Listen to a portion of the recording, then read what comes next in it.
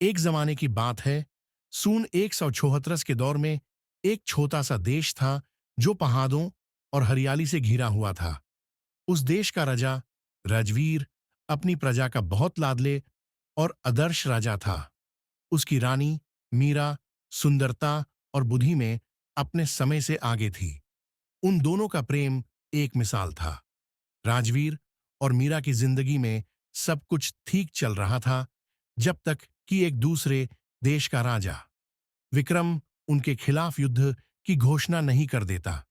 विक्रम के देश का राजा रजवीर के रज्या पर कब्जा करना चाहता था क्योंकि उसने सुना था कि वहां के गुप्त खजाने में असाधारण शक्तियों का एक मणि छुपा है जो किसी को भी अजय बना सकता है।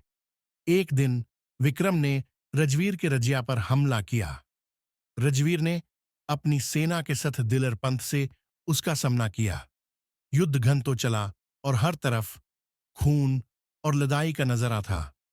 रजवीर और उसके सैनिकों ने बहुत हिम्मत दिखाई, पर विक्रम की सेना भी बहुत मजबूत थी।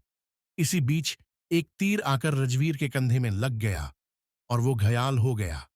रानी मीरा ने अपने रजा को इस हालत में देखा तो उसका दिल रोया, पर उसने हिम्मत नहीं हारी।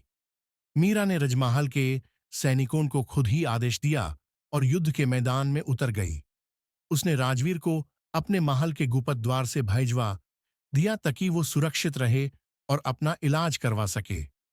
मीरा ने अपनी सभी शक्तियां जोड़ दी और अपने परिवार और रजिया की रक्षा करने के लिए अपने सिपाहियों को उठाया।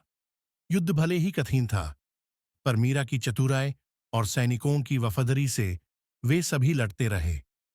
आखिरी पल तक ये नहीं पता था कि कौन जीतेगा, लेकिन जब विक्रम ने देखा कि मीरा की हिम्मत टूटने का नाम ही नहीं ले रही, तो उसका हौसला भी टूट गया।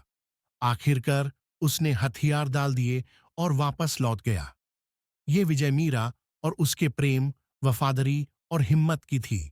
जब रजवीर को यह पता चला कि उसकी रानी ने उसके लिए और उसके रजिया के लिए अपनी जान तक दांव पे लगा दी, तो उसकी आंखों में आंसू आ गए।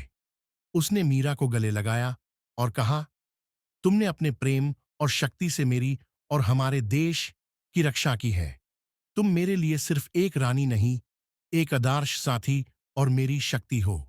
इसके बाद रजवीर और मीरा ने अपने देश को और मजबूत बनाया और प्रजा के साथ मिलकर अपना साम्राज्य और भी खुशहाल बनाया।